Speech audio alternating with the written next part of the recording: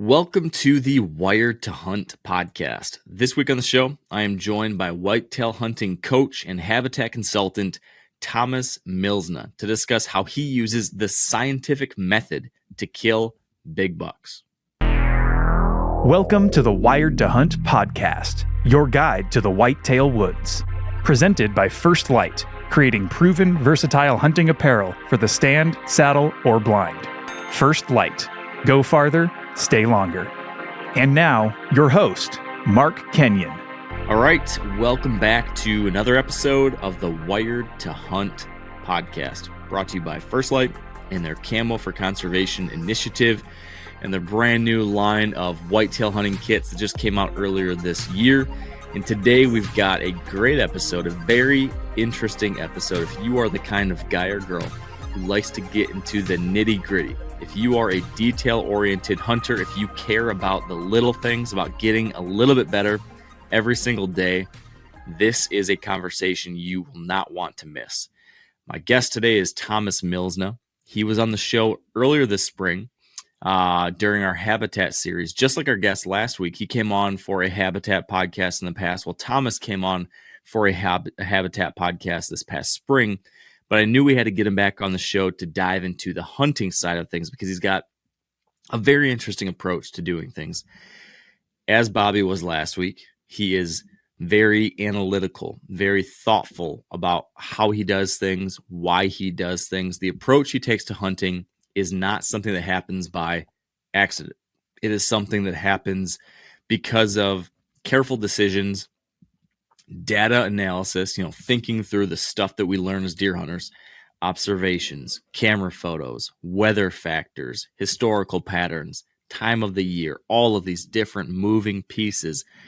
Thomas does a really good job of tracking them, studying them, and learning from them. And he likes to think about this kind of with the language and the kind of structure, I guess, of the scientific method, the way that scientists go about researching and studying and then developing theories around different things in the world, whether it's physics, the natural world, whatever. He is taking that same approach and applying it to deer hunting. It's very interesting. It's right up my alley. If you've been listening to this podcast, you are probably into the same kinds of things.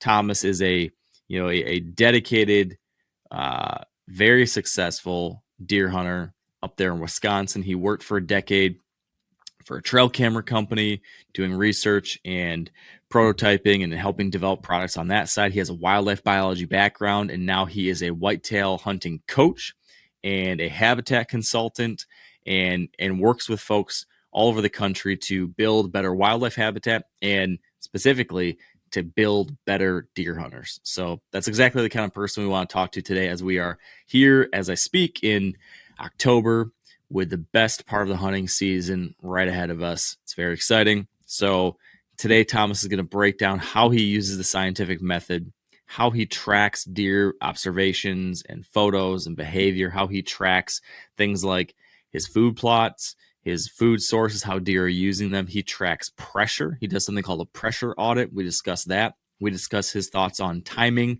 So all the many different variables that maybe influence deer movement. Which of those does he care about? Which of those does maybe he not care about as much? We discuss a lot about intuition versus analysis. We get into some specific ideas that should help you here in October or in November, discussing stand site, strategy, how to pick where to hunt, how to just choose when to hunt, how to understand a deer's pattern, and a lot around making better decisions as a deer hunter. So that's what's in store today. It's a good one. You are going to learn something today that will help. I can guarantee that. So let's just quit. I'm going to stop while I'm ahead, I guess I'm going to say. Let's get to this conversation with Thomas. I hope you enjoy this. And here we go. Let's get into the episode.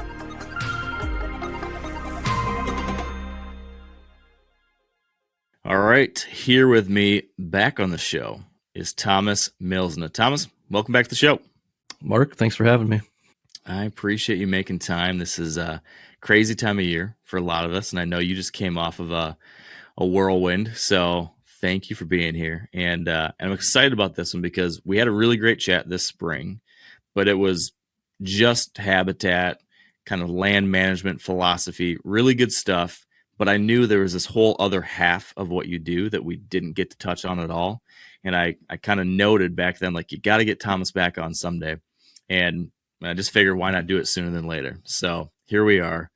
Hunting season's on. And the plan for today, Thomas, is just to get deep into the weeds of how you approach deer hunting, because something about you, I guess, is consistent with a lot of the best deer hunters that I really appreciate and that I learn from the most, at least, are those who are very analytical, those who are very detail oriented.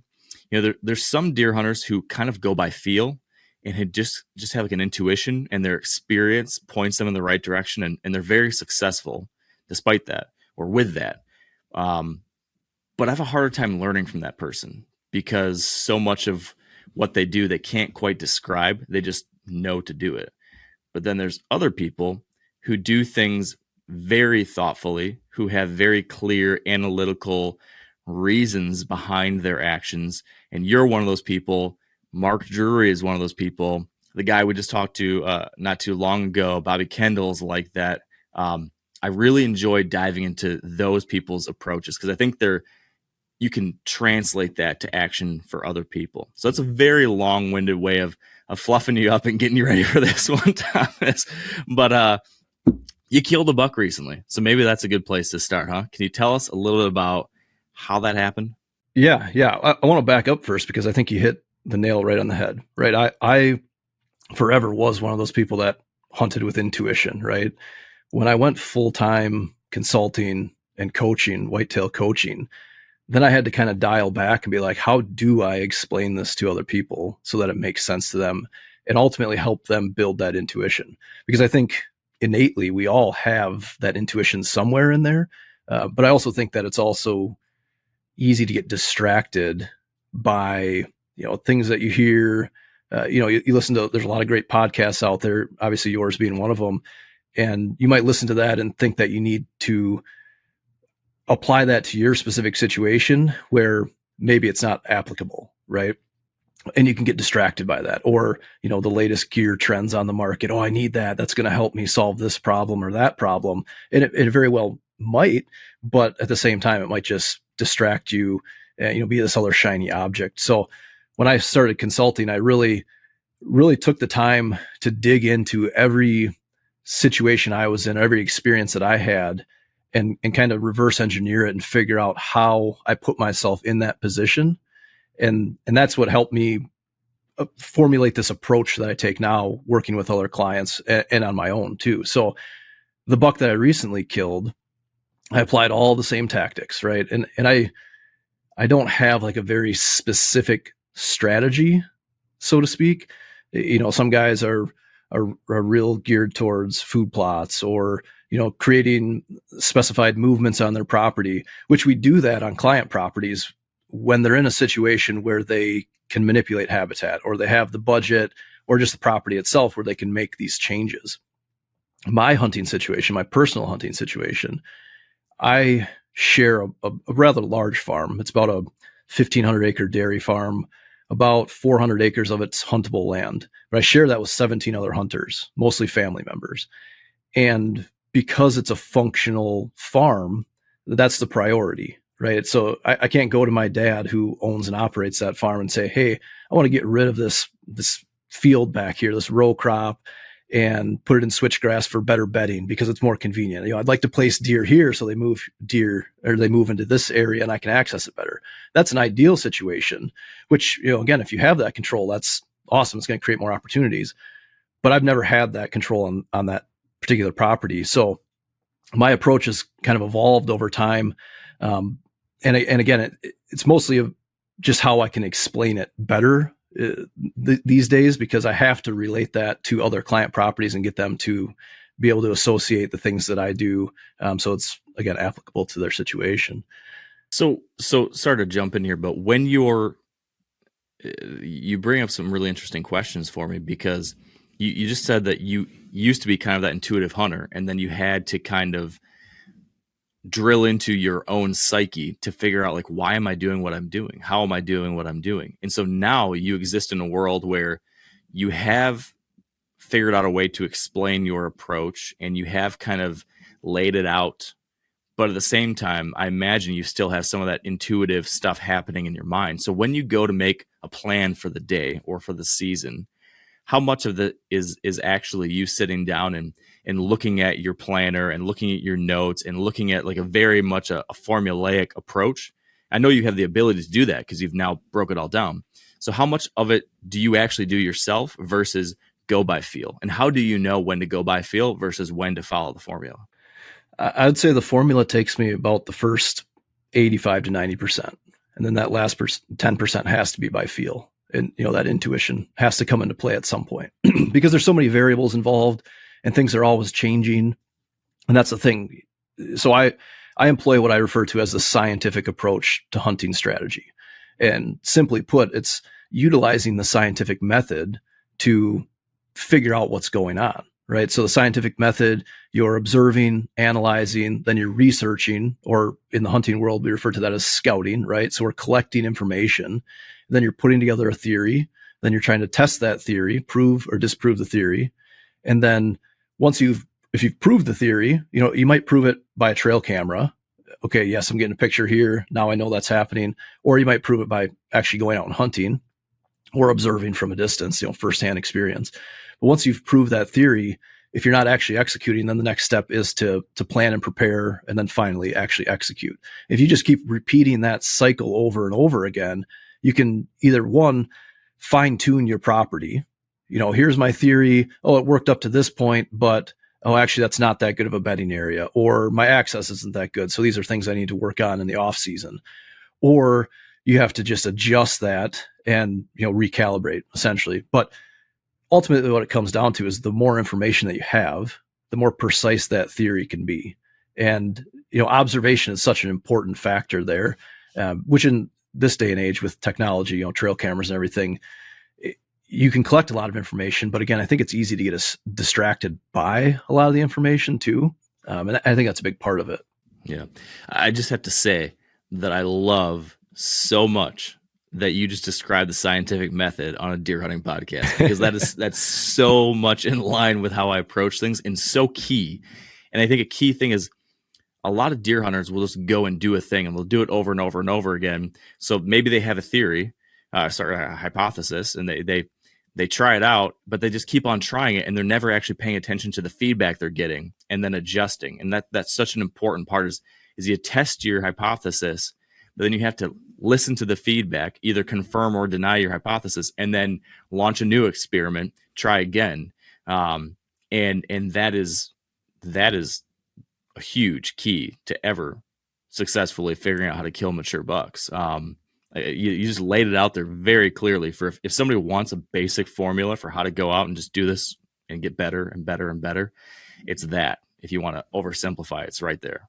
Yeah. And that's exactly it. And that's how we can apply effective hunting strategy to any situation, is by analyzing it, right? Just kind of breaking it down.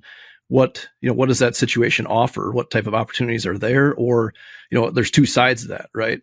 What's there for the public land guy or the permission hunting person, or maybe even lease a property? You're trying to take advantage of a situation versus what's there currently and what do I want to be there? So, I call it the scientific approach. Technically, it's like a pseudo-scientific approach, right? Because there's a couple things there. One, it's not really a repeatable process down to a T, because every situation is going to be a little bit different, right? Once you've killed that deer, it's new variables the next time around. There's a lot of things that come into play time and time again, right? So you learn a lot every time. You start to see deer with similar personalities over the years, or following certain trends or patterns on your property. But ultimately, it's a little bit different every time. The other thing too is, we're not completely objective with our analysis of the situation, because we do have a very specific goal. But again, that works in our favor. But then correct, a lot of incomplete information. Yep. But then the other thing, is when it comes to the hypothesis or creating that theory, there's two ways to look at that too. One is what's actually happening right now. Again, is it a situation where you have no control, or is it game time? Are we in season like we are now? So what are we trying to analyze that we can make happen right now? But then the other side of it and I strongly suggest people think of it this way too, is what do we want to happen? Because if we're looking at the current situation and we're at the same time thinking about like how we actually want this to play out, then when it comes to the postseason stuff and the habitat work, or just these little, what I refer to as micro adjustments, are these deer all moving through this area like we hypothesize, but we can't get a shot at all of them? Okay, let's pinch this down a little bit more, create a little bit better pinch point, or again, access all those things that come into play. So there's two ways to approach that with, what's actually happening, what we want to happen. But ultimately, yes, we just work through that process, and we're just trying to learn every time. Every time we try to build on that a little bit more, a little bit more. So to go all the way back and answer your question on the analytical approach versus intuition, the data for me generally is what points me in that direction. And, for example, this buck that I just killed tagged out my second hunt, should have tagged out my first hunt of the season, but ultimately my second time out there. That deer in particular, I had the data and the past experiences from trail cameras and firsthand observation and hunting to know where that deer was going to be around a certain time of the year. And then what it came down to actually was the most recent trail camera information that I had, and kind of going through that data. That's where I use that planner, and I just kind of fill out when, time, date, location, where that buck showed up. Really try to focus on pictures, obviously during daylight or close to daylight during those hunting hours. Pictures in the middle of the night don't often tell you a lot. They tell you the deer's in the area, but not always applicable to hunting them, right? But I go through that information and I start to drill into these 4 key elements, which you probably saw some of that in the habits before habitat video. But those 4 key elements really are critical in simplifying, but still quantifying all these variables. And that's, ultimately what we use to apply to the research side of things, and then also use those to create that theory. And I think it just simplifies things, and it goes back to being able to explain it to people in an easier way. Yeah. So can you re-describe, or can you take what you just kind of detailed there a little bit and put it into like the scientific approach kind of formula that you have, like how you took this historical knowledge and the recent knowledge and then built a hypothesis that then you were going to test hunting? Can you describe how you did that? I think it's a very interesting example of how we can think about taking this scientific approach and applying it to our own hunts. Yeah. So, again, step number 1, observe or analyze. We're essentially, what we're trying to do there is ask the questions based on our goals. So where is that deer going to be? When do I think I have the best opportunity to kill him? And then the second step is that research, collecting information. And again, the more information you have, the more precise that theory can become. So in this particular situation, I've got 3 years of history with this deer. As a 3-year-old, he was a real nice 10-pointer. Saw him a lot while I was hunting other deer on the property. Obviously I passed him up at that time to let him express his potential. But that's information. Knowing where that deer was during certain times of the year, certain times of the season, all comes into play. You go up one more year, now he's a 4-year-old. What are his patterns? Where are his movements taking place? And where is he at certain times of the year? And then, from there, we start to really drill into the specifics of the situation. So on the research side of things, that's where, again, these 4 key elements come into play. And those 4 key elements are wind. And by wind, I mean, air movement in general. The wind direction, weather is a factor there, thermal air movement, but how's that air flowing and how does that affect those deer? So wind is the first one. And I always say wind is king, because that dictates so much and you have no control over it, right? You have to obey what the wind's doing and work with it. The second element is pressure. And by pressure, I mean anything that causes discomfort or puts, stress on deer to a level that alters their behavior, either long-term or short-term. I have to clarify that because I'm not talking about like barometric pressure. That's more weather related. So pressure is the second key element. The third key element is food. Food is what's going to define the movement, obviously hold animals in an area, and that alters, changes throughout the season as well. And then the fourth key element, which is really the glue that ties everything together, is the timing element. So as hunters, we're trying to figure out where and we're trying to figure out when. Right? Those are the biggest things. So the where is often dictated by the combination of wind, pressure, and food. And then the timing element is obviously the when factor involved there. So with this deer in particular, knowing what I knew from previous seasons, and then looking at the timing element of an early season hunt, I actually didn't even expect that deer to be as consistent as he was on the property early in the season. In years past, he'd kind of hit the food plots a little bit, but I'm competing with 450 acres of alfalfa on this farm. And generally early in the season, alfalfa wins. Alfalfa is a hugely, a very, very attractive, very palatable food source for deer. So it's both an advantage and a disadvantage at the same time, which is where I've really evolved to pay attention to the wind more often than anything else. And that was what I looked at. So, to kind of bring the story element into this scientific method, essentially what happened was I was out in Wyoming for 10 days, came back, and then season already started here in Wisconsin. It starts mid-September. But before I really got full on into whitetail hunting mode, I still had to wrap up some client property projects, excuse me, and also my own property. And one of those things was spreading cereal rye on all my food plots. So I was topping with cereal rye. It's a good cool season cover crop, extra food source. So I'm out doing that on client properties. I zip by our home farm. I spread rye on all those food plots there. And while I'm there, I just pulled a couple of cards from trail cameras. I don't run a ton of cell cameras. I can't even run cell cameras in most of the spots I want to anyways, because there's no cell service. So I checked those cameras, and then I checked one camera in particular that's actually just off the access road. So this valley where I harvested this deer, there's two main food plots in this valley. And then the access road goes through the valley up to this back ridge to, a back ridge full of fields, ag fields. And there's one spot in particular where the deer kind of drop off of one ridge and then go up on the other ridge. So I've got a camera there. It's an awesome setup for a camera because it tells me the human activity going up and down that road, but it also monitors those deer, and it's really easy to get to. There's a lot of times where I'll show up on the property and I'll just drive my truck right down there. I take one step out the door, swap the card, and I'm out of there. It doesn't really disturb the deer. So that camera, in combination with these two food plot cameras, painted this picture for me that this deer was in the area. And one photo in particular is what really drew me in to actually take the steps to go after this deer as early as I did, because I actually only had a few pictures of him on that food plot.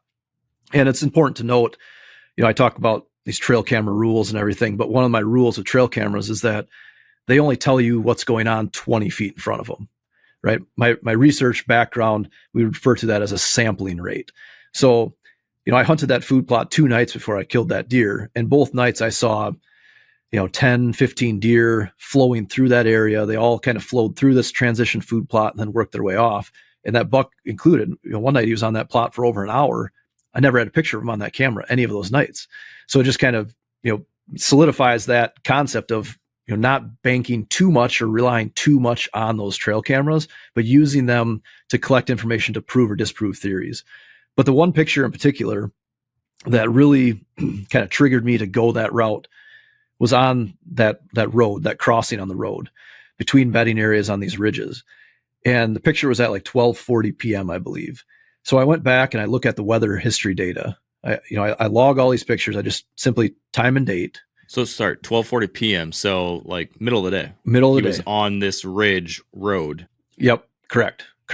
Yep. So I start and I just, as I'm going through my trail camera cards, and this is one of the reasons why I'm not anti-cell cams, but I'm not a huge proponent of cell cams. I think having a few cell cams on the property as kind of a temperature check is great.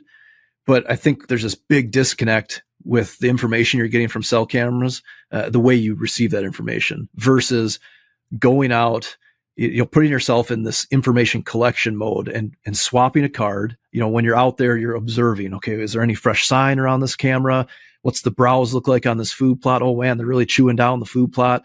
And how many times you go out and check a camera and you see a row of fresh scrapes or rubs in the area, stuff like that. And then you go back and you sit down and you scroll through that card in chronological order, and it really paints this picture of what's happening in the area.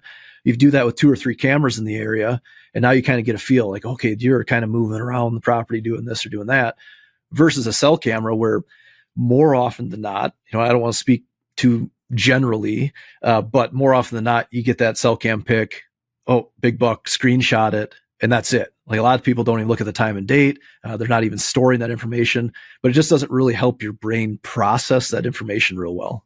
Yeah, I've beginning to feel that same way too, as I've been looking at, putting together my plans for some deer this year. And I've just been thinking about how it's different. I mean, you described it right. Instead of looking things at a big picture, you just kind of get this steady, light trickle of information that requires a little bit different kind of work to then create the effect that you described, which happens naturally when you get a dump, every couple weeks or something. And you look at all of it all right now. And it's easier to log for some reason for me too, when you have to go through that card. I've had a harder time keeping track with cell cameras the way I used to when I had all my pictures, actual hard copy pictures, not hard copy, but I would organize them in folders on my computer, and now everything lives in the cloud, and you have to do it with tags and folders in your app, and it's different. I think you're right. I kind of want to go back to that somehow. Yeah. And technology is great, but technology, it separates us from the natural connection, right? So I'm not here to knock trail camera companies or by any means, but the more we rely on technology, the more disconnected from nature we get. And again, this kind of goes back to that primitive or innate ability to use our intuition to track deer. I mean, we're born to do those things. We're born to hunt like that. So, but yeah, so when I scroll through those cards and I'm logging the information, I don't go crazy on details. I'm just scrolling through. Okay, there's that buck, time, date, location, time, date, location, time, date, location. And then certain pictures will really catch my eye.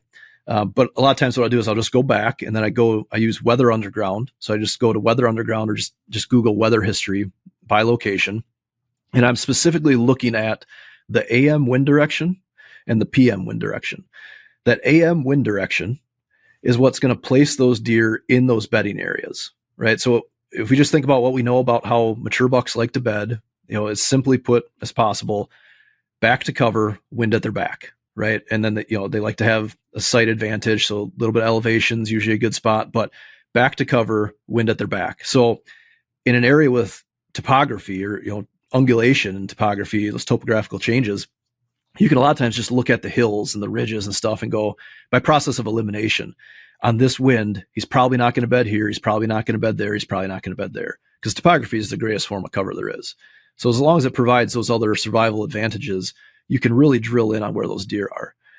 And then, so with this particular card pull, going through those pictures, and that one picture at 12:40 p.m., I was like, oh, something had that deer on his feet, either pressure, something bumped him, or a wind shift. So I go back and look at the weather history, and sure enough, the wind was out of one direction in the morning, and it changed at like 11:45, and at 12:40 he moved. So he was probably relatively close, and they don't get up and move instantly because that wind, it bounces around a lot. So, but that drove him to change his bedding location.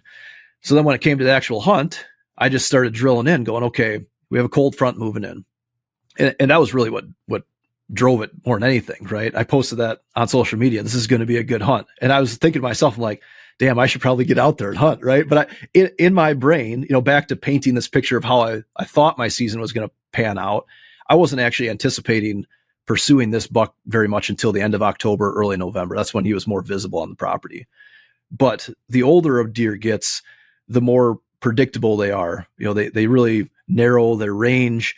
And if you can pick up on where they are, they're more predictable. But then also early season, that timing element, early season, if they're not messed with, which the pressure is pretty low, then they don't really change their pattern a whole lot. So looking at the wind, okay, we've got a north wind. I just started looking at the map and going, where do I think the best food sources are in this area?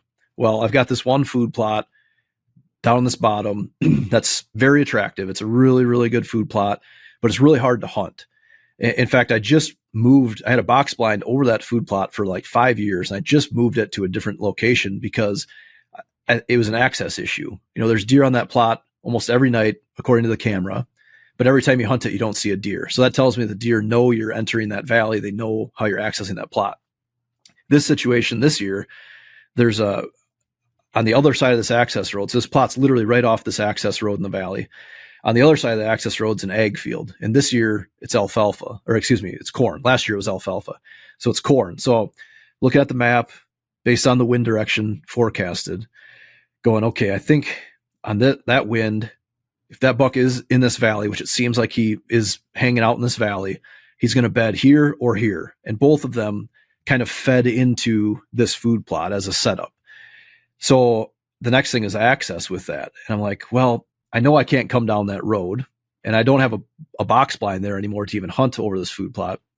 But with that cornfield being up, I think I can come in from the bottom of the valley and just stay in the corn the whole time, get into a location where I can see this food plot, and then I'll just make myself a little blind and sit on the ground in the cornfield.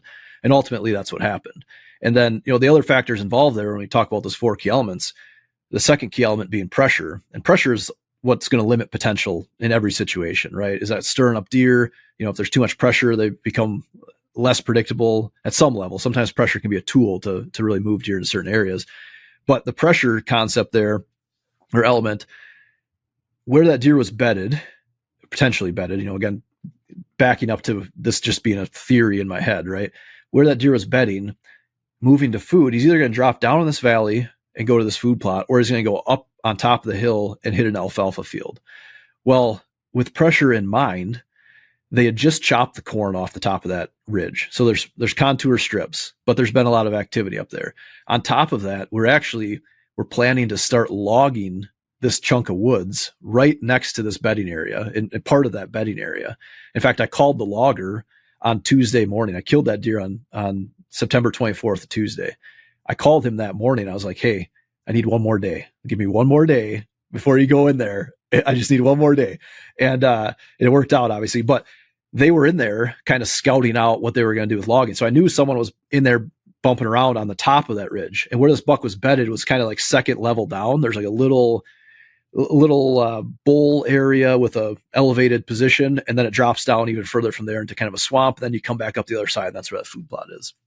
So all of those factors at play, again, wind, pressure, and the food being the most attractive thing early in the season, and that timing element just kind of glues that all together. That's what prompted me to go in after that deer and make that move. One more question on the timing. You mentioned the cold front, and you mentioned the daylight photo in the middle of the day. But was that the only daylight activity you'd seen with cameras for him? Had everything else been at night there in that area? Or yes, there were a few daytime pictures, again, on that road crossing, so close to bedding areas. And there might have been a couple like really close to dawn or dusk on that food plot. But actually, I only had like 1 or 2 pictures of him on that actual food plot. Okay, but so again, it's basically... The photos confirmed he's in this valley, and then the timing of the cold front coming through said, okay, he's in the valley based on these photos and based on history, and now the front is the thing that I think will shift him to daylight, and this is my window before pressure gets worse, which brought you down to that specific scenario. Yeah, that's exactly it. That cold front's going to promote early movement. Not saying he wasn't already showing up there a little bit early every day, because again, the camera doesn't show you everything, but that's going to increase the chances of success on that sit. So, ultimately that comes back to the pressure element too, right? It's like, I don't want to hunt that if I think I'm going to add pressure without the opportunity of harvesting that deer, knowing that you can only get in and out of those spots so many times without adding pressure to it. Right. So that brings up kind of the final situation then, because you went in there, you slipped in through the corn, you hunted your little ground blind you made there, hiding in the standing corn on the ground, and correct me if I'm wrong, but I think you saw him the first night and you couldn't get a shot at him.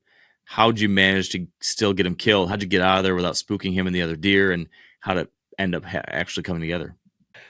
So, this was kind of an impromptu setup, but it's basically the same as what we're trying to engineer on most client properties, which is good screened access and exit. And with the wind blowing the direction that it was, that first night he came in, and actually, I couldn't 100% confirm it was him, but I could see across the swamp into the shadows in the timber. And actually what caught my eye was there's one apple tree across the swamp, and a doe popped out in the sunlight for a minute. And then when I started glassing across there, I could see in the shadows more deer, and I could see antlers. So there were bucks in that group.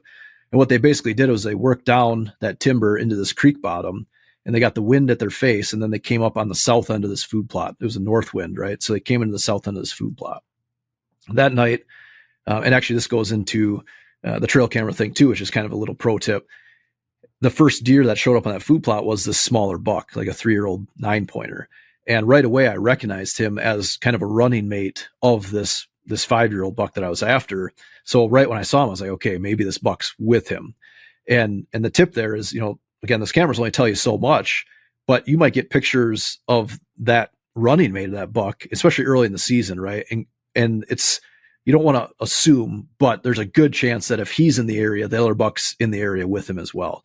So both those bucks entered the plot, and almost simultaneously, another small buck entered the plot from the north side. And then pretty soon there's some does in the plot, and it was kind of chaotic, actually. I'm sitting on the ground trying not to move, but at the same time, I really enjoy taking video and taking pictures of these deer. And actually, it kind of burned me because that 8-pointer or 9-pointer, excuse me, he picked out some movement in the corn, and he was locked onto me as I'm trying to videotape this bigger buck, and he spooked right away. Like, he kind of got on alert, and he took one step towards me, and then he freaked out and took off running. But there's just enough of a knoll in this food plot, and the bigger buck was still on the south end, and he was feeding heavy. And then on the north end, the smaller buck, this little like basket 8, was just raking a tree along the side of the plot. And that buck, when he looked up, I think he took a couple steps forward. He looked up to kind of acknowledge what just happened, and he saw that buck making noise. And deer don't think, they react, right? So he's not thinking like, oh, what spooked that deer? I should probably be on alert. He's like, oh, what was that noise, or what was that chaos there? Oh, it's just him. So I ended up watching my target buck for almost an hour, a little over an hour. And there were many times where I almost took a shot, but they were long range shots. And I just came from out west. I shot 2 animals at pretty long ranges. I shoot a lot, so I'm confident in that. But the difference between a mule deer or even an antelope and a whitetail, with how they react to that arrow, is completely different. Most of the time, those Western animals, they just watch that arrow sail until it hits them or hits the dirt. But the whitetails, they're so flighty, right? So I was hesitant to take a shot. And ultimately, this buck came in, he circled around. Finally, the closest he got was 46 yards, and he wasn't in one of my shooting windows. So I had this little window, and I watched him forever, and finally he turns, kind of opened up that shoulder. I was like, okay, I got to make this happen. And right when I was trying to figure out how I could kind of maneuver that shot, he turned and fed away. So I'm like, okay, I'm not going to force it. Missing a deer is one thing, but the absolute worst feeling in the world as a hunter, especially when you're pursuing a specific animal, is to injure that animal, and then you don't find them, or you just wonder how that conclusion or how that results, right? So I didn't want to force anything. Ultimately, he worked his way down back into that swamp and was sparring with this younger buck. And as the light faded, I slipped out of the corn while it was still light enough that I could see, so I didn't have to use a light or anything. And I just got out of there. And then I actually, the following night, I was going to go back, but the wind was more like northeast and forecasted to switch out of the east a little bit. And I wasn't sure how that would happen down in that valley, if it would push my scent on that plot. But I was actually like 10 miles from my house, all packed up, scent-free shower and everything. And I'm just like, no, I can't do it. So I turned around, came back home. And then I waited. The next night, the wind was back out of the north. I slipped back in there, and I relocated. I moved down about 25 yards, closer to the south end of that plot, thinking these deer are going to come in the south end of the plot. Now I know what's happening. Now I'm going to have a nice 25-yard shot on this deer. Well, lo and behold, he was the first deer to enter the plot, and he entered straight on the north end. So he cut straight across the swamp, and actually he went straight to this apple tree on the north end, barely touched the plot, and they disappeared for a while, for like an hour. I couldn't see him. So I'm waiting and waiting and waiting.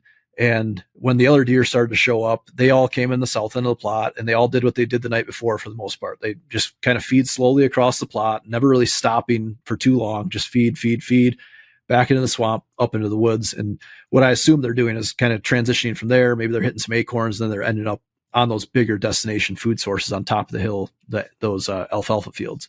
But I'm watching these does, and I was actually videotaping this group of does that were walking by me like 12 yards away. So it's an intense moment already, but it's fun and exciting because you're eye level with these deer in the open air. And I'm kind of panning sideways, and all of a sudden I look over, and there he is, and he's feeding towards me into one of my shooting lanes. I couldn't see him unless I leaned forward a little bit, but there he was. And I videotaped him for a little bit, and then he started to turn broadside into that shooting lane. And I was like, okay, I got to I got to make this happen now. Ultimately, I shot him at 45 yards. If I would have been in the original blind location, I would have had a 25-yard shot. But that's just the way it works out. Yeah, that's incredible. Looked like one heck of a buck. So congratulations. Thank you. Yeah, he was, like I said, he was the only deer I was going after this year. So I try to pick one target, and I think you can learn a lot more when you focus on one deer. Obviously, if another mature buck shows up, I'm going to take advantage of the opportunity. But yeah, thank you. So what would have happened? Kind of going back to like the scientific approach or scientific method approach. Can you kind of imagine how you might have taken that approach forward if you didn't kill him on that night? So you go out there, let's say you see him again, but no shot. Let me take that back. Let's say you don't see him that night. I'm curious about that. And now we're moving through September, and October is either arriving or soon to be. And now you're, having to continue hunting this deer, but using that kind of approach. Can you just kind of walk me through some hypotheticals of how that might have looked as we moved into and throughout the month of October? Yeah. So when I apply that scientific approach, I generally try to have a couple different plans in place. Again, theories. You put these theories in place, and then you build a plan around that theory. So that was plan number one, was if there's an early season opportunity, try to capitalize on it. Again, knowing that mature bucks generally don't go far early season if they're not disturbed, and there's more predictable movement there. Had I not seen that buck that night, or not been able to connect with him, within the next couple of weeks, that cornfield's coming off. So I'm going to lose the ability to even hunt that food plot from there on out. In addition to that, like I said, we're starting to log. We already started logging that bedding area. So my game plan from that point was to work with them on the logging project, do some TSI right away, and ultimately hope that it doesn't disturb that deer too much to where after the logging's done, they're going to be in and out of there in 10 days or so, and it's going to produce a lot of good cover. They're logging these trees when all the leaves are on, so it puts really good cover and pretty good woody browse on the ground instantly for those deer. And from my experience, it doesn't really affect the overall movement of those deer too much. They don't generally go too far, assuming that they have some other safe places in the general location where they can, just go hang out there and come back. So the game plan was ultimately to kill him on top of that hill. There's a little bit of a saddle there between a bedding area or a couple different bedding areas, and then it feeds into those ag fields on top. And I've had a lot of good success up there in the past, good encounters, I should say. I've killed a couple deer there, or one deer there, I should say, because I've never killed two deer in the same spot on our farm ever. I've had a lot of good encounters, but it's always, sometimes it's moving 50 yards, but never from the same location.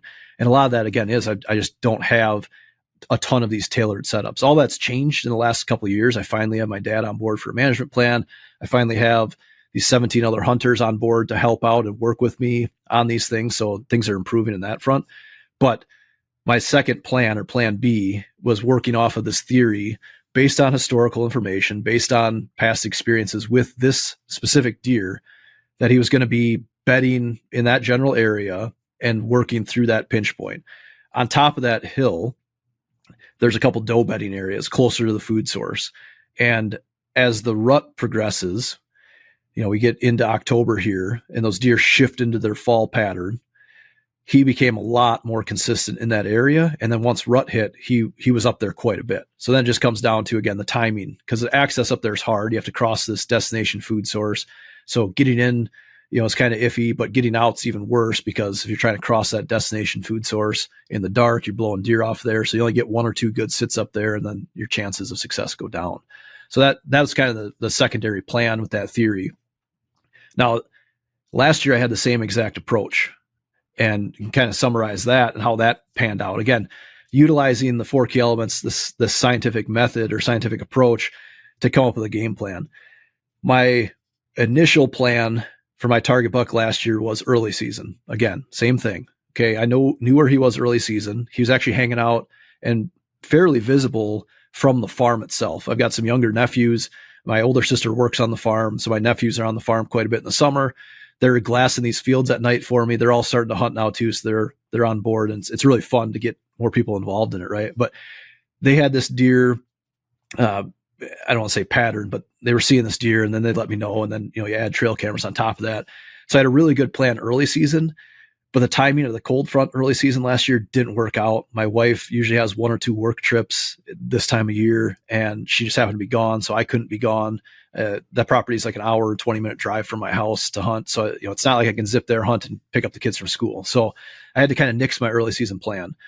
My secondary plan was a doe bedding area that I knew that this buck spent some time in the early stages of the rut, like late October timeframe.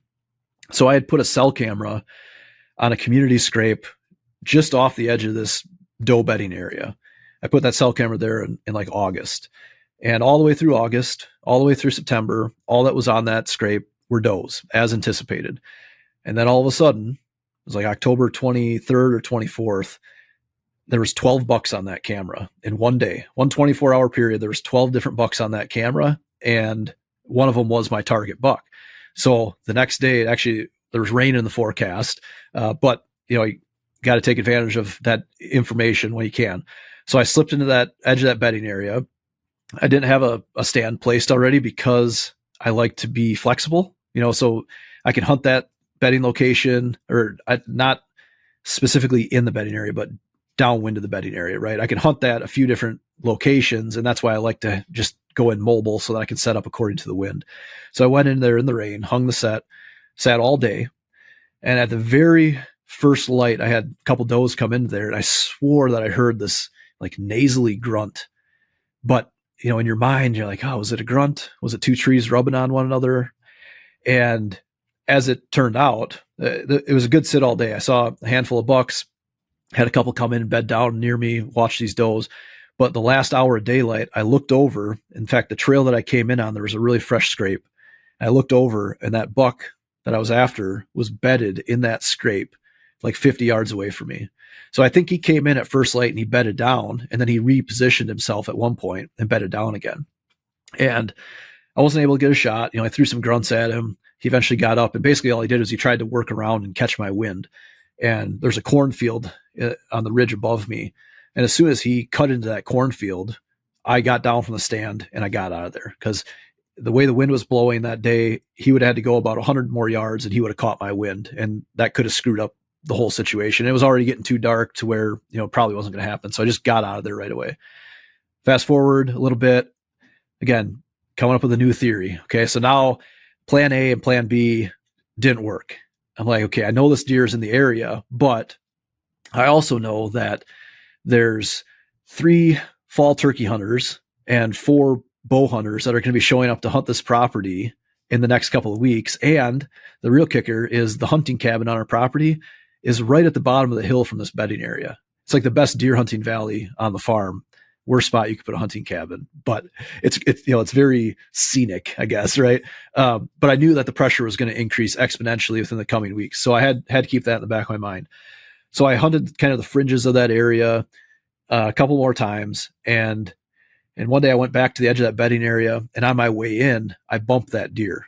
At the time I wasn't 100% sure it was him, but I cut through that cornfield and was not anticipating deer being that close to bedding an hour before daylight. And when I stepped out of that cornfield, the woods just came alive. Deer were running everywhere.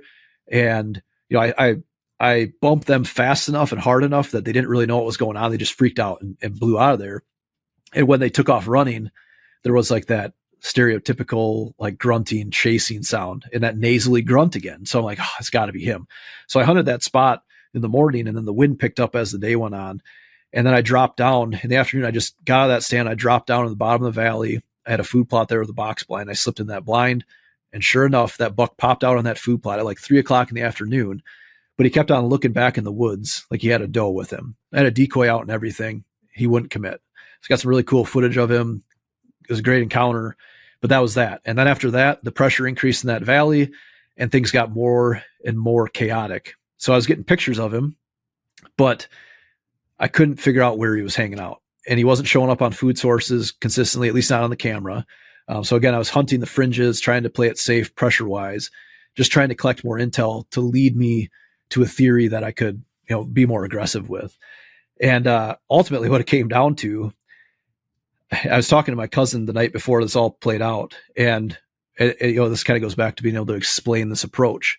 So over the past decade or so, there's been some tension in our family, in the hunting side of things, like me being more successful than most of them, but putting in a lot more time and ultimately just trying to get them to understand, like, if we work together on this, we're all going to be more successful. And, I was always like the young kid following them around the woods. I'm like one of the youngest cousins in the group. So I was a kid following them around with a stick when they were all hunting. So then when I've evolved to like, more serious hunter, like trying to tell them like how we should approach things, that, at first there's like, no, you listen here. Right. Yeah. But last year I think was a huge turning point in that relationship, or all of those relationships in general. First and foremost, they started to understand, like, this work I'm doing is for everyone. And I finally was just like, you guys go hunt these spots, go hunt these blinds. As long as you're hunting them on the correct wind, you're going to have opportunities. And they did, and they started having some really good sits. But the bigger thing was explaining the decisions that I was making in real time to these cousins. In years past, I would try to avoid them. They'd be down hunting mostly weekends. I'd hunt during the week just to try to avoid the situation. But last year I tried to make a conscious effort to at least overlap a couple days. I'm trying to time it on the days I think are best for the wind that I need, the cold fronts and everything. But I try to overlap those days and kind of bring them into the whole situation. So the night before I ultimately harvested this deer, I was talking to my cousin. I was just like, it's the weekend before rifle season. So for me personally, that's like go time. Like that's when I get as aggressive as I'll ever get, because once rifle season hits, there's 17 gun hunters on this property, everybody in the area. I mean, it's very much like Michigan, right? The infamous pressure in Michigan, all of our neighbors are Amish, all of them. So the woods, the Orange Army, right? It's a thing, right? So talking to my cousin, mid-November, this is mid-November, November 11th, would have been the evening that we had this conversation. November 12th is when I harvested this deer. So I was talking to my cousin, I basically said, this deer is showing up on cameras in the same area I was hunting him in, but he's showing up like an hour after dark or half hour after dark. And I had sat 9 all-day sits on the fringes of these bedding areas, these doe bedding areas, anticipating him showing up there, bumping does, or being with these does and moving in and out of these bedding areas at dawn and dusk. And purely sitting there all day because I was afraid to get down mid-morning and put pressure on these bedding areas and screw things up, right? I told my cousin, I said, my theory is that this buck is bedding in this other bedding area. On the other side of the ridge, there's a real tight draw. This valley tightens up, and actually half of the valley is open MFL, so it's public land, and there's a ton of people hunting it. And then the other half of the valley is in the pasture. So there's not a lot of great cover there, but topography itself creates this nice little bowl in there that's impossible to hunt. And I knew this because I've tried to pursue bucks in there the last few years. I find these mature bucks spending time in this area, and I try and set up in there on all different wind directions, and I'd always get busted. The first does that came through there bust me. I just pull the set and get out of there to try not to disturb the area. So I told my cousin, my theory is this buck, because of the pressure across the farm, he's bedding in this tight little bowl. And then right at dark, he's just popping out of that chunk of woods, and he's crossing the wide open field, and he's making the rounds and doing his thing at night. And the forecasted wind was supposed to be out of the south, pushing right up that valley the next morning. But it was supposed to be like 15 to 20 mile an hour winds and gusts of like 30 miles an hour. And it was supposed to be warm. It was going to warm up. So I told him, you go hunt your stand. He's got his favorite stand at the bottom end of this valley. And I'm going to still hunt through this bedding area in the morning and just try and figure out what's going on. My first goal or objective was to see if that deer was in there, if there's fresh sign in that area. And then, again, try to come up with a plan on how to set up on him and hunt him, 1 or 2 more days this week before gun season hit the following weekend. My secondary goal, or like the optimistic side of things, I was like, maybe I'll just come across this deer and I'll just get it done, right? So I told him, like, you go hunt that stand at the end of the valley, because if I bump this deer, he's going to run into the wind, and you're going to be in a perfect situation to get a shot at this deer. And long story short, I slipped into that bedding area and just kind of still hunted my way in from first light. I saw a deer bedded behind a log about 80 yards out, and I relocated, got a better vantage point, glassed for a little bit, and lo and behold, it was the buck that I was after. And it took me 4 hours and 15 minutes actually to get into position, but I shot him in his bed. at 37 yards after 4 hours. So, but again, the stalk side of things seems crazy. I never would have anticipated stalking a mature whitetail in our area, especially, or shooting him in his bed. But that part, hunting out west, I've kind of fine tuned that. I'm not by any means like an expert stalker compared to a lot of those guys, right? But I've screwed up a lot of stalks. And every single time you screw up a stalk, it's because you either didn't pay attention to the wind or you moved too fast. And it's usually because you moved too fast. And in my mind, I was just like, it's you and me. I've got all day. Best case scenario, you stay there and I get into position. I have control. Second best case scenario is you stand up and relocate and give me the opportunity. But as I'm playing through these scenarios, I'm like, man, every one of these shot opportunities is going to be like a 50-yard shot from this location, trying to range him through the brush, pick a spot, set a pin. It would have been a rodeo. So it all worked out that way. But ultimately, again, using that scientific approach to come up with a theory based on those 4 key elements is what took me to that spot. And the 1 in a million shot was me getting to a vantage point to see that deer without him knowing I was there. And I think actually, when I dial that back, when I relocated to that secondary location, that buck had his head looking straight away from me. His attention was drawn down the valley. And I basically saw him. I sat down, like hunkered down behind this tree, pulled out my camera, and this other buck came up from the bottom of the valley. So he was drawn to that other buck coming towards him. And then after that, he really settled in and went back to high alert. It's hard. You can get really close to deer when they're moving if you're, quiet and sneaky, but when they're stationary and they're like so in tune with their environment, it's tricky. So I think that was really the 1 in a million chance there, but ultimately it's just finding them where they are. So a big part of this approach, it seems like, is, to get to the point where you have a theory and to get to the point where you can run these experiments, which are a fancy word for saying hunts or scouting trips where you test a theory by observing, right? You have to input like all this data, and something like you've talked about it. And then also from just other things I've seen and read from you and heard from you, you take your data collection to a different level than a lot of people. And I've heard you talk about how you can't hunt them where they were, you have to hunt them where they will be. So it's all about anticipating where he's going to be, which you did in that case. Like you thought he was going to be in that area because of, that data you collected and these theories that you've tested in other places that proved to be false. Can you just tell me a little bit more about the kind of data that you're collecting? We've talked about cameras a little bit, but I know you do something like food source tracking.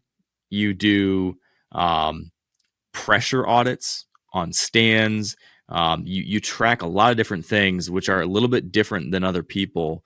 And you've got this planner that you develop and that you use yourself, that you're tracking a lot of these things we've talked about and more, that is pretty extensive. And I think that's an important thing as we're into the season now. I imagine all of us could probably do a better job of tracking everything that's going on, because it's one thing to have these ideas, these theories, to go do this stuff. But most of us throw something at the wall. We throw a hunt at the wall, and then we say, oh, it didn't go well, or hey, it went well, great. And then we're on to the next one. We could probably benefit more if we were actually tracking it, so we can look back on this stuff year after year or in more detail throughout a year. Can you just expand on how you do that, why you do that, and some of these specifics? Yeah. So the planner you spoke about, I refer to it as annual success planner. And ultimately, there's nothing in there that's that crazy or proprietary, but it's a way to kind of formulate a thought or collect that data and then help you formulate the thought or those theories. It all revolves around those 4 key elements. So it lays out, the initial concept of these 4 key elements, and then each one of those elements has an associated chart or table tool in there. And what it does is it allows you to collect information directly related to those elements, and then it helps you put together that theory.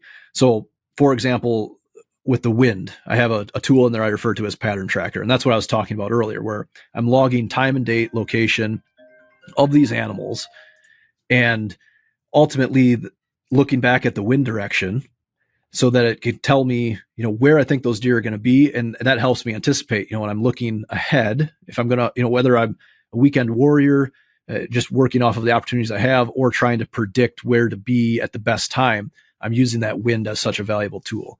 The other tool in there is the pressure tracker. So I do a couple of those things. Like you said, the pressure audit. Like if I'm setting up a property for a client or we're on a coaching call, one of the things that we do is a stand location pressure audit, where we look at stand locations, either current or potential stand locations, and rank them based on the amount of pressure that they put on the property.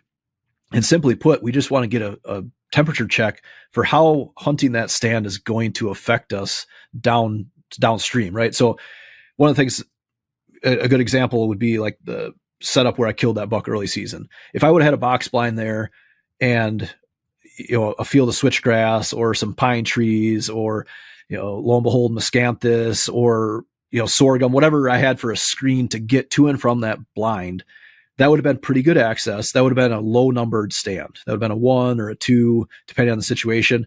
That's a stand location I can hunt a lot of different winds, especially being a box blind that contains your scent so well. You don't have that open air pushing your scent all over the valley. So I can hunt that a lot.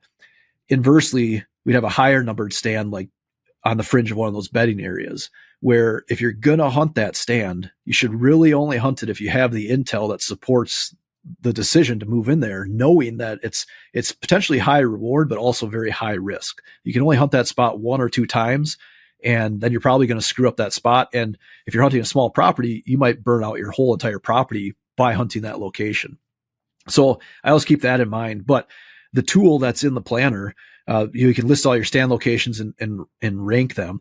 But the tool that's in there for tracking pressure, ultimately, I'm either taking note from, again, observations in the field or what I see on trail cameras, but I'm trying to log activity that I see that might put pressure on deer. Most of it's human activity because there's so much other pressure. I talk about how environmental pressures affect deer, biological pressures affect deer, herd social pressure, number of does on the property affects deer. But ultimately, the human pressure is the most trackable side of things. So when I see the neighbor out there, again, either visually or with a trail camera, if I see the neighbor out fixing fences, or one of our neighbors runs beef cattle, one of the Amish neighbors runs sheep, they're always out there doing stuff on the fences and stuff. If I know that neighbor's in the area, I simply log that time and date and the general location. And then a lot of times I can go back and I can cross-reference that pattern tracker page. Again, when I see those anomalies or those one-off pictures in the middle of the day, why was that deer moving through that area at this time? What promoted that movement? Okay, it was pressure. Well, then I dial back a little bit further and I go, okay, well, if he was in this area, and looking at the wind history that day, yeah, okay, the wind was out of this direction. That would have potentially placed him in this bedding area. But then this guy came through here and bumped him out. Now I can kind of prove that theory. So it all goes back to helping prove or disprove these theories I have on where they're bedding, where they're feeding, how they're moving. The food source tracker, that one's a little bit trickier. You can get as detailed as you want with something like that. I don't go out, some properties I will, but I don't go out and go so far as to like log every single acorn producing tree, every oak out there, every white oak versus red oak, all those things. But I will log years where there's a very noticeable acorn crop versus years that there's not. And then I can look back on things like that and be like, okay, this year there wasn't a very good acorn crop. And it's pretty obvious that deer were hammering these food plots this year. Alfalfa is a big one, like I talked about. A big thing with alfalfa that I've noticed over the last decade is the first year that alfalfa is planted, it's the most attractive. They're going to eat that alfalfa all the time, but a new seeding field is night and day different from a stand of alfalfa that's 2 or 3 years old. And the second year, it's still pretty attractive, but less attractive than the first year. And every year that goes by, it's less and less attractive. And I've seen, new seeding alfalfa, you can't outcompete that with most food plots.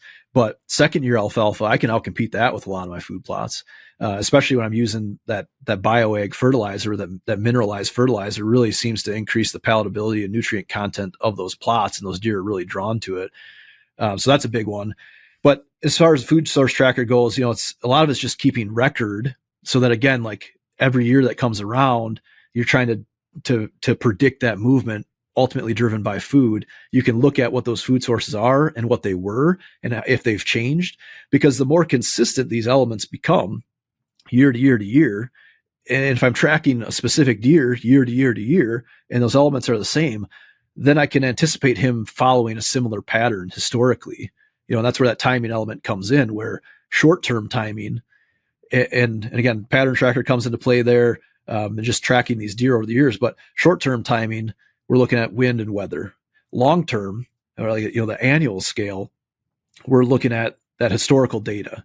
And I think I don't know if it was at MSU or University of Tennessee. They had a really good, I think they did a podcast on it, but they had a really good research article talking about the specific gene that's linked to the time period that does come into estrus. So they've been able to track that to genetics, and it makes perfect sense because it's influenced on a big timeline environmentally, but it's passed on genetically to the offspring of those does. So deer in northern climates, the rut's later because if that doe gets bred too early, then that fawn's born too early. A late snowfall reduces the survivability of that doe. So just in time evolution, these deer have this genetic code that they pass on that says we're going to come into heat around this time, and it can fluctuate a couple weeks on a property. And I see that one corner of our farm every year around Halloween, it's the hot spot to be. Go over the ridge, it's November 4th. Go down the valley, it's November 10th or whatever it might be. So when I look back at the historical information, whether it's a specific buck showing up in a certain area, that's something. This podcast comes out, everyone should be anticipating the October shift. And if you don't have a game plan right now, usually I see that shift happen between like the 7th and the 14th here in southwestern Wisconsin. But if you don't have a game plan right now, and I've had years like that where I had no deer on my radar, and I just went back and I go through my historical data the last couple of years, certain areas, and when were the mature bucks starting to show up on camera in these areas. And that's when I start, that's what kind of directs me towards narrowing down my focus and trying to zone in or hone in on that information specific to that area of the farm. But it's very predictable. And I'm sure you've probably talked about it before. People will understand, you see these bucks show up on your property, the same 3 to 5 day window every year. Sometimes they're there, all fall, they shift at a certain time. And sometimes they're literally only there for a week and then they're gone.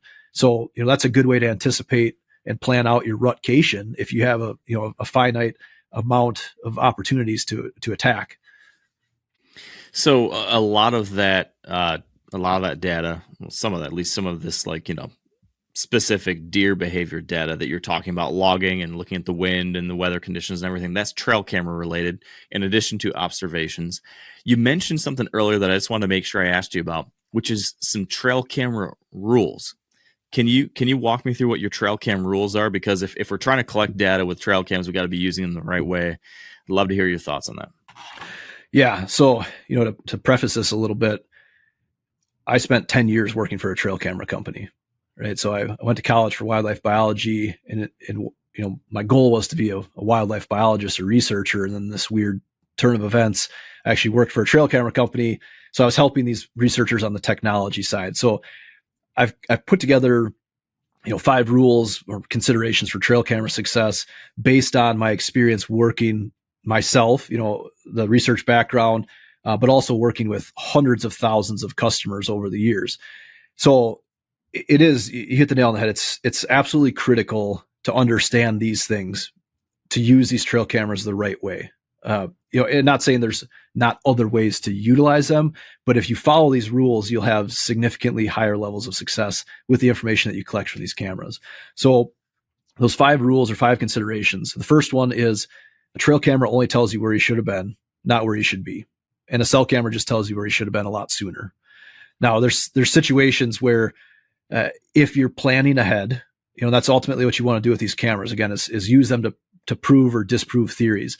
But if you're planning ahead and, like the doe bedding area thing from last year, once I got intel on that camera that bucks were in the area, I was going to make a move. And that's the closest I've ever come to killing a deer directly based on cell camera data.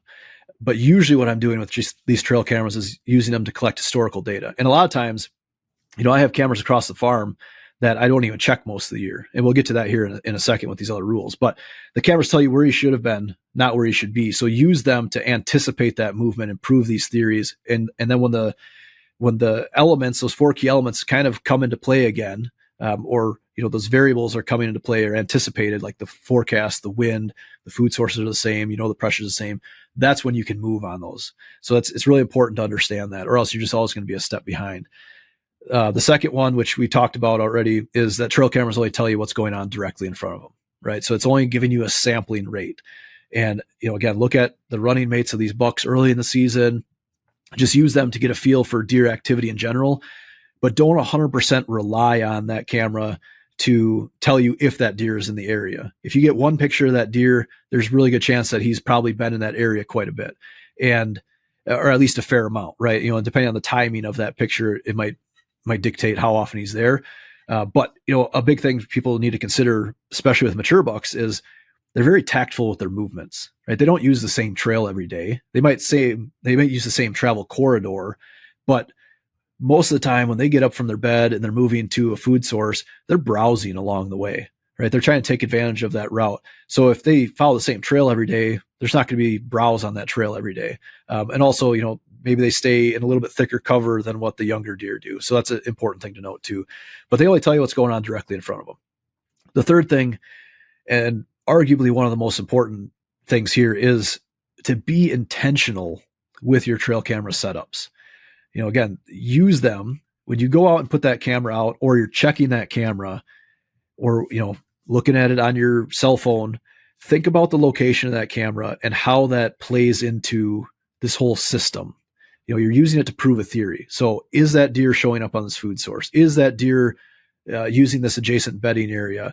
Or, maybe it is just purely for inventory, but inventory is only going to tell you that that deer is in the area. It's not going to tell you, oh, I need to hunt this mineral lick or this corn pile that this deer showed up on in August, right? It's not going to tell you where to hunt in October or November. So be intentional with those setups. The fourth one is to understand the pressure trail cameras put on mature bucks and try to avoid it. And that's where it kind of comes back to the second rule of them only telling you what's going on directly in front of them. These bucks, they know that these cameras are there a lot of times. So I always try to put the camera as high as I can reach, angle it down.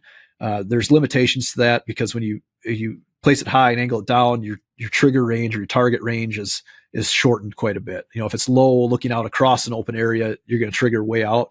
But most of the time you have a very specific target area, whether it's a scrape, a mock scrape, a water hole, a specific trail or something. So you can get away with raising that camera up and pointing it at a really well-defined area. And that kind of goes hand in hand with the setup itself and trying to keep pressure off. What I've seen over the years is you could put cameras low on food plots. I think that's where you can get away with like a pick and stick type setup. You can put them lower on food plots where those deer can see that foreign object from a distance, and then they get to choose if they want to approach it or not, versus in the woods where, they're kind of going down that trail, milling along. Maybe they work that scrape and all of a sudden they pick their head up and boom, there's this thing there that they haven't seen. Yeah. And it freaks them out. And that analogy that I always used when I worked for the trail camera company, when people would be like, oh, I thought this was supposed to be a covert camera. These deer are clearly looking at it. I'm like, if I went in your house and I put a can of beer on your nightstand and you came home, you're going to notice it. And it's going to make you feel really uneasy that someone was in your house, right? It's no different with those mature bucks. You put a foreign object there in the woods. It surprises them. They notice it. They're not necessarily going to vacate the area, but they're going to avoid that trail. And a lot of times, again, if you're not following these rules, a lot of times that can really throw you off on your intel or trying to create these theories. Oh, that buck was on camera all fall, and now I haven't had any pictures of him. He's clearly gone. Well, he might be. Maybe he shifted, but I've seen it time and time again where I'm in the woods hunting. I can see the trail camera in the adjacent pinch point, and that buck comes up and he goes around behind that camera, skirts it by 20 yards back on the trail, just completely avoids it. Yeah. So that's a big one. And then the last one is simply just quick. Oh, sorry. Sure. Sorry. I'm going to pause you before you give me the last one, because I've got one follow-up to that.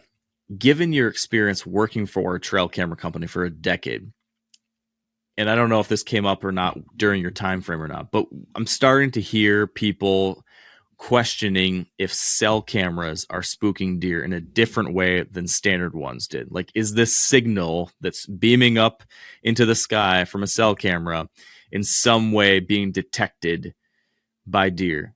Have you heard anything about that? Have you seen anything to that? Is that crazy hogwash or something? I think that it's plausible.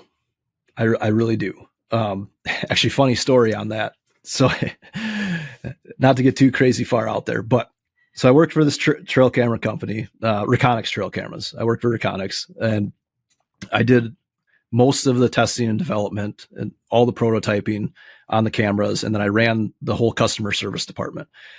And one of my favorite customers over the years was this absolutely brilliant human being, brilliant, like on the spectrum, but brilliant human being, incredibly smart, but he was part of the Bigfoot research organization. Okay. And I wanted to preface that because, it's easy to be like, Bigfoot hunter, actually we want to refer to them as researchers. They always appreciate that. But the reason I appreciated this guy so much was, one, again, he was just brilliant.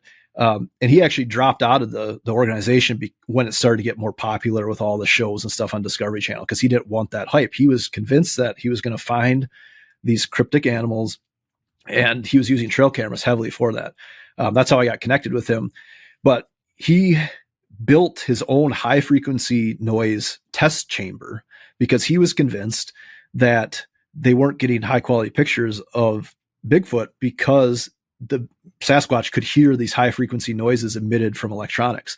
And he sent me all the test files, and it was pretty crazy, some of these cameras. And, we don't need to go into details on them. And this was years before cell cameras were really a thing, but some of these cameras made zero noise until they were triggered. And then there'd just be this insane high frequency squeal. And some cameras had like a constant little squeal. And then when they took pictures, it was insane, like the noise, so we think about like high frequency noise, like a dog whistle, right? It's at a frequency that humans can't really hear, but dogs can hear it. So to think that wild animals can hear these noises that we can't hear is very, very plausible.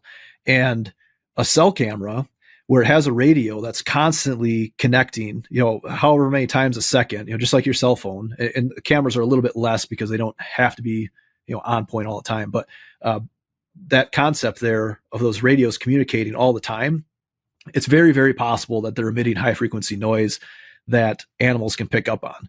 And, not to go crazy down that rabbit hole, but I've had some really good hunts. I've killed some of my biggest deer on days where I didn't take my cell phone with me. There was one night, you can see over my shoulder here, this 200 incher, my first 200 incher I killed, technically a 197 inch. That night I was like stressed out with work. I got to my truck and I just shut my phone off and left it in the truck. And I went out there and got in the stand and I killed that deer. It could have just been coincidence, but I think cell phones in general kind of affect us either from distractions or potentially noise. But the camera thing I think is very plausible because the electronics in those trail cameras are obviously not as advanced. It's a lot of the same chips and everything, but they're not the same as like your cell phone camera, right?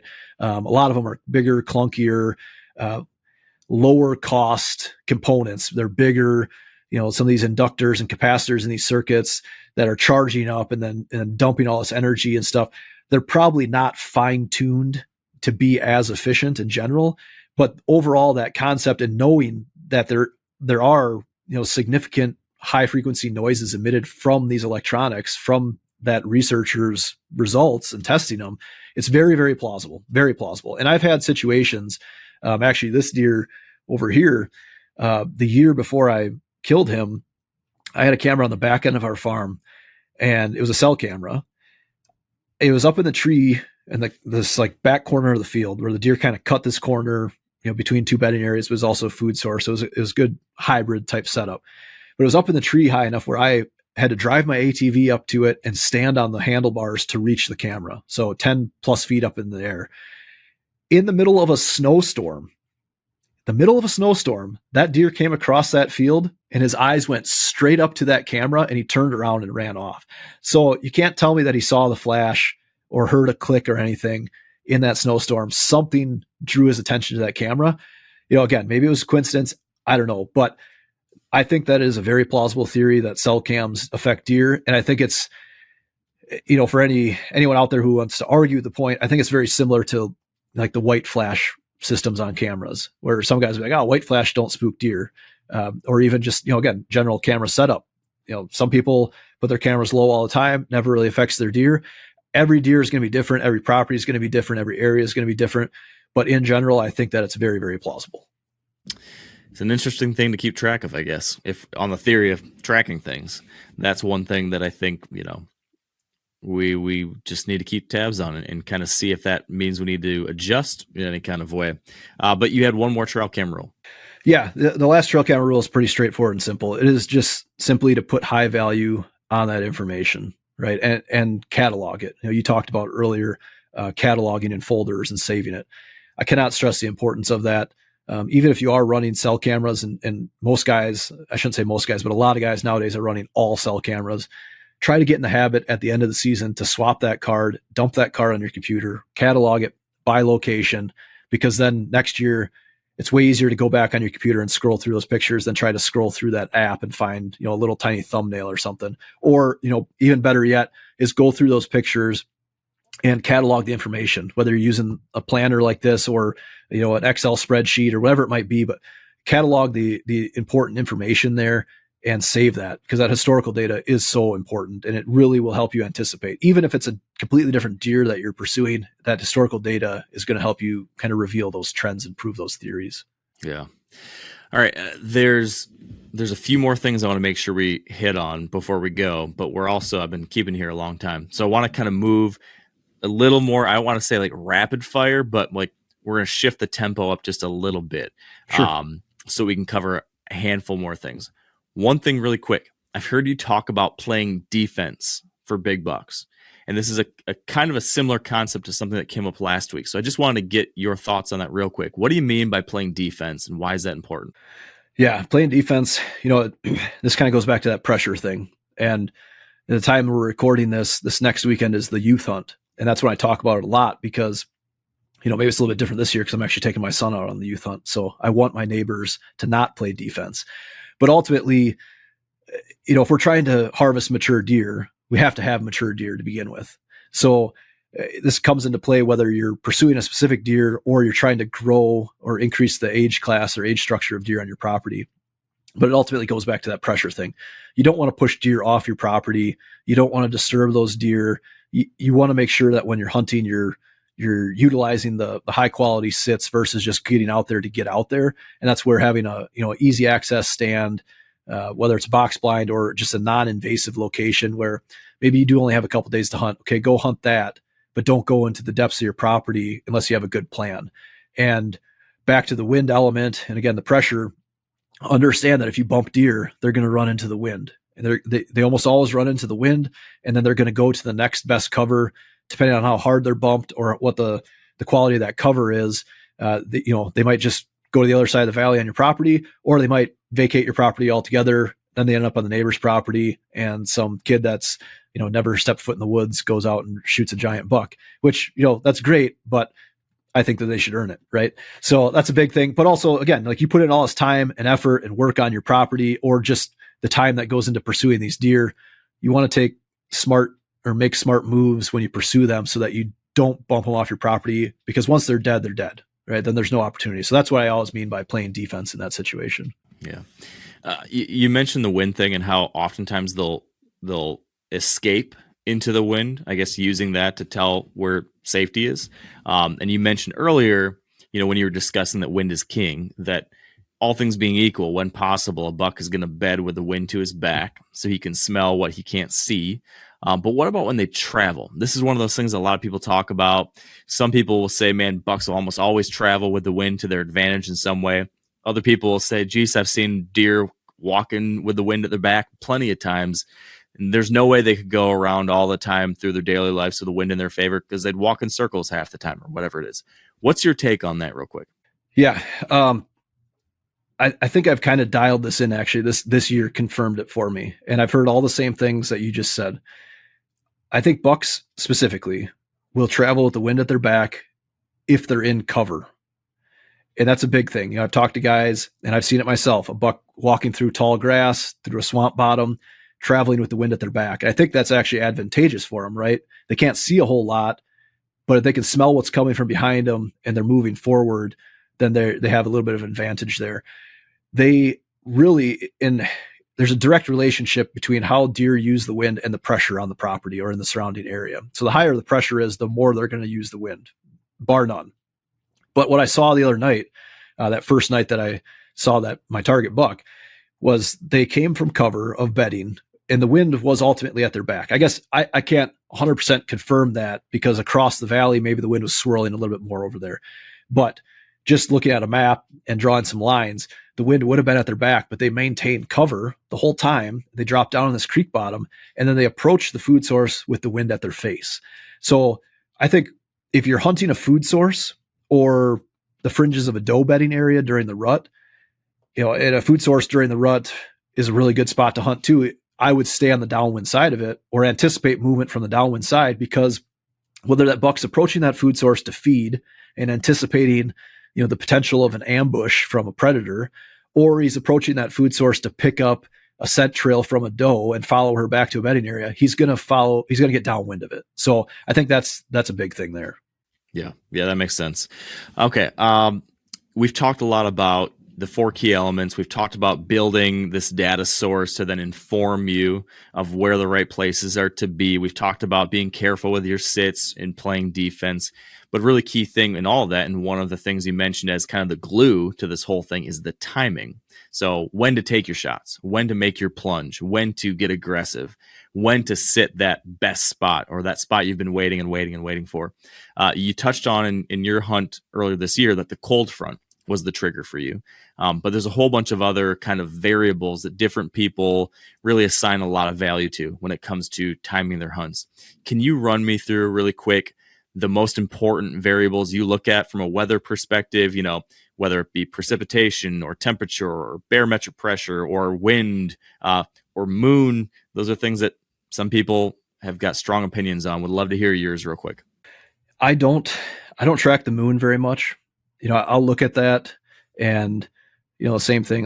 Mark Drury is really good talking about that stuff and how they anticipate, before a full moon, after full moon, what that's going to do for feeding patterns, stuff like that. So I'll take it into consideration if I'm building a theory. Again, it's more information that's either going to lend to that theory and give me more precise information. But for the most part, I don't invest a ton in that. I don't invest a ton in the red moon or anything like that. I mostly look at the weather and the wind, specifically the wind direction and temperature changes. So I really, really, really like to hone in on wind direction changes. I've killed my biggest deer on wind changes, whether that wind changed midday and I went out that afternoon, or that wind changed overnight and moved them to a new area and then I went out and hunted them. But I really try to dial in on that. And more often than not, when there's a wind change, there's a temp change. Maybe it flips and it warms up, but a lot of times it flips and it cools down. Now, when it comes to cold fronts in general, I think that those are harder to really be super precise with. Some cold fronts, like last night, we had a cold front move through here, but it wasn't really that good of a night for movement. I talked to a lot of guys that were out. I've got a handful of cell cams out on food sources right now, and there really wasn't much movement.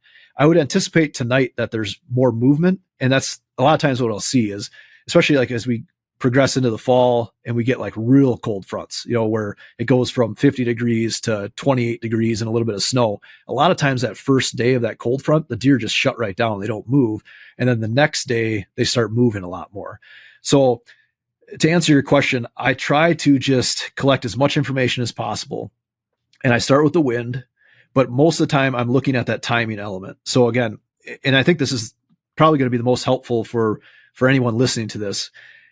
Try to hone in on your timing in general. We're already getting past the early season. By the time this podcast drops, I would say we're already out of early season. Not saying that there's not some early season stuff still trickling in.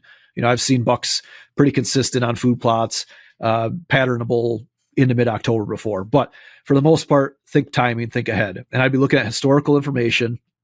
Where are those does? And if you don't have this data yet, start tracking your does. Start following those does and try to figure out where those does are spending their time, because obviously the bucks are going to start showing up there.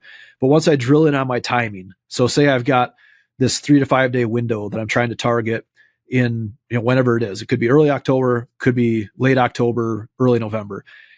I'm trying to figure out the timing there. And then ultimately I'm looking at my setup, right? So one thing that we didn't really touch on earlier is the, the second half of my holistic approach. And just to kind of hit that on a high level quick, what I do is, I refer to it as holistic hunting land management. So in the first podcast, we talked about the habitat itself, but I think it's important to talk about the setups and the systems on a property. So from a holistic standpoint, what I'm always doing is I'm looking at the properties and how that property functions as a system as a whole, right? Again, habitat's a big part of that, but specifically talking about the hunting side of things, how does that property function as a system? Where are deer bedding? How are they moving? Where are they feeding? And then we dial back a little bit on that. And how does that property fit into a bigger system on the landscape? Especially if you have a small property, and even our farm, again, 1,500 acre farm. One of the big advantages I always had was it's broken up. It's connected, but it's broken up by topography so much so that it almost hunts like 4 different properties. And those deer, they might spend a lot of time on our farm, but it's only a small amount of their actual range. And when they're not on our farm, we don't know where they are. So it's part of a much bigger system. So kind of anticipating and understanding that. But more importantly than anything else is to drill in to see how the property is made up of these smaller systems or setups. And that's a big one.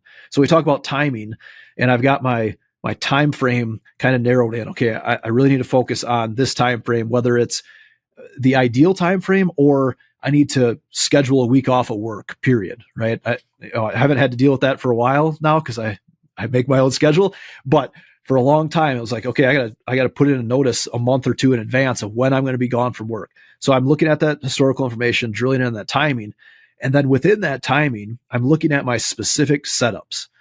Where is that buck going to be? Where do I anticipate him going to be? And what wind direction do I need to hunt that setup? Now, not specifically the safe wind to, this is obviously important, but I think that's 101 level of like, how do I get in and out of there and hunt it without deer busting me?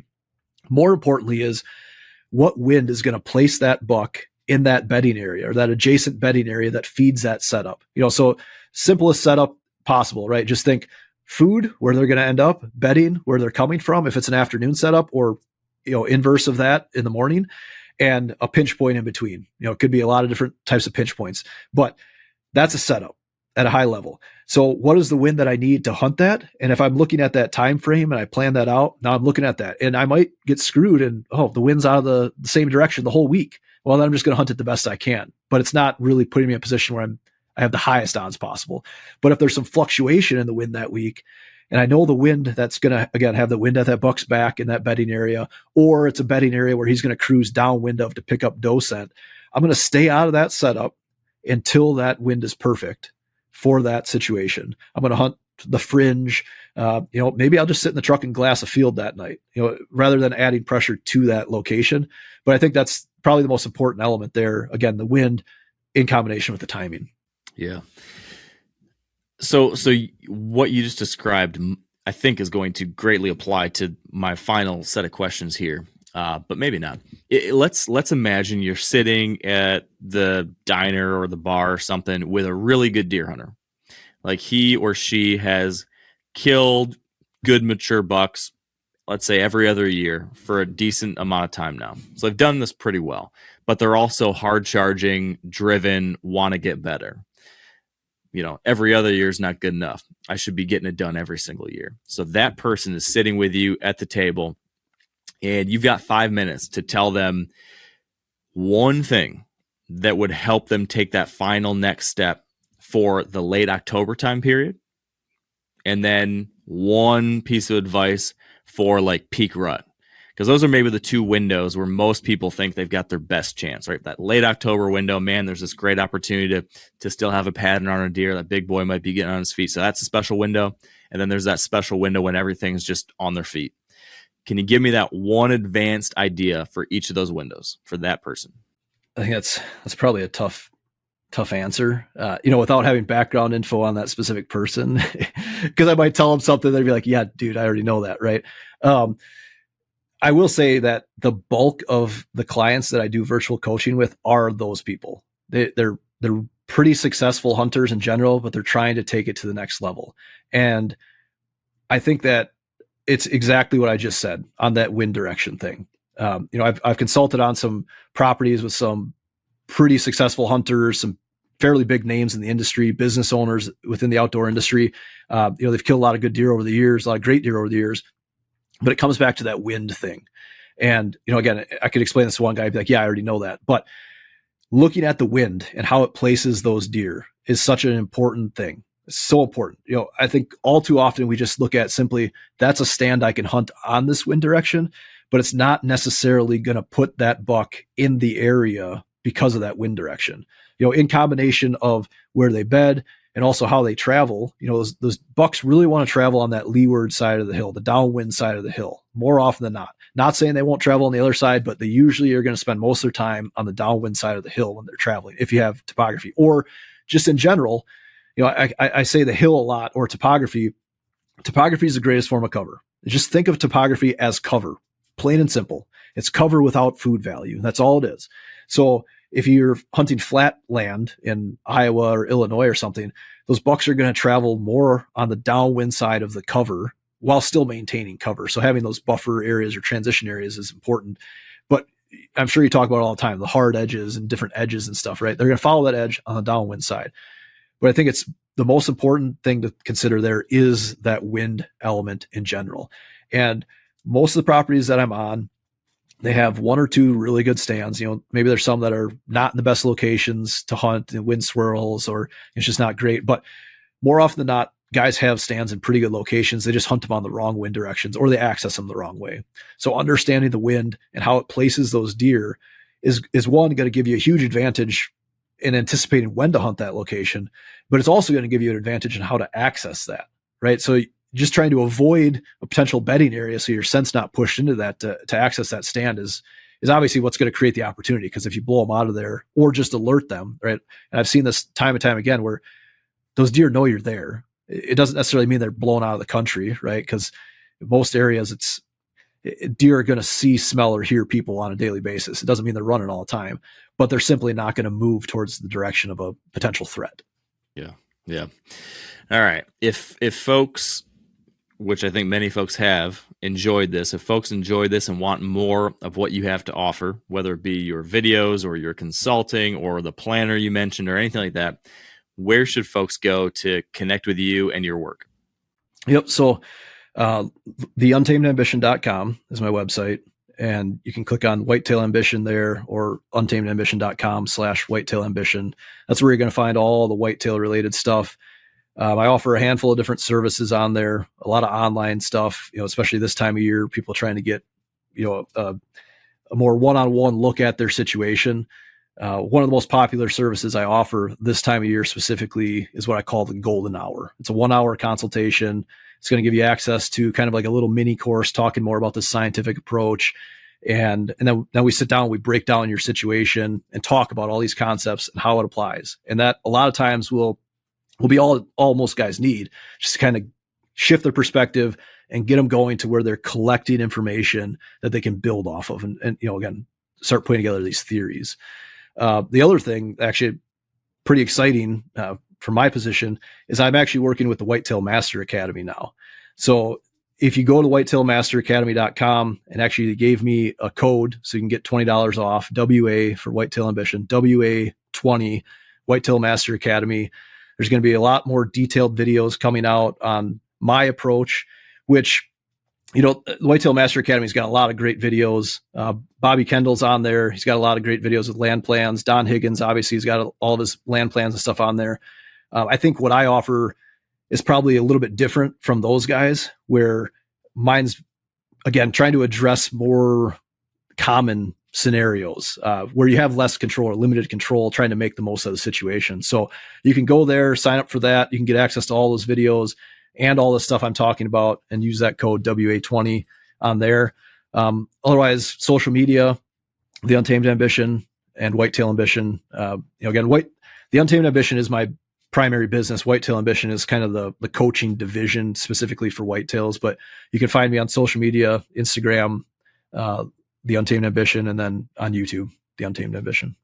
All right. Perfect. Well, Thomas, this is great. I thoroughly enjoyed geeking out with you. You speak my language, so this is right up my alley. Thank you. No, I appreciate it, Mark. All right, and with that, I think we should wrap this one up. Definitely take Thomas's suggestion there. Check out his website. Check out the opportunities that he has there for you to connect with him, or check out his videos, etc. Good stuff all across the board. So without any further ado, let's wrap this one up. Send you out there to the woods. Best of luck out there. Hope you guys are having a great start to your hunting season so far. And until next time, stay wired to hunt.